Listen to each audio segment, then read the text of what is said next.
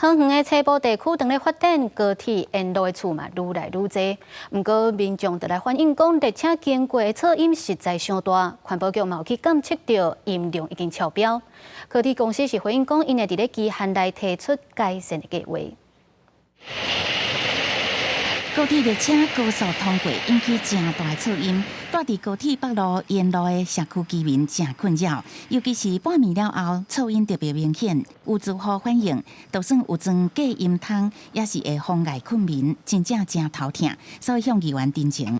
就是青浦站没有停那种的、它那个声音就很大，这样子，因为它没有停嘛，就咻那个就很大。那一般的还好啦，还蛮大声，讲话那些都听不到啊，有时候讲一些公式什么的，就是要等等那个经过才能讲的。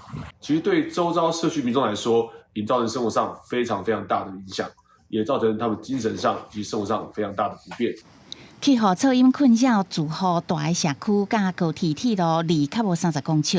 环保局是讲，这区是第3类噪音管制。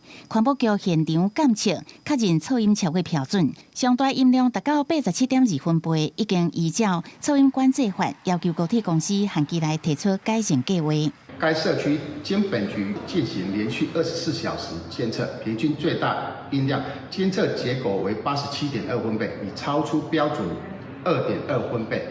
针对高铁的音量超过标准，高铁公司回应会伫7月17期限前向环保局提出改善方案进行评估审查。若是无限期提送，环保局会依照噪音管制法第29条，处新台票10万至50万块的罚款。记者综合报道。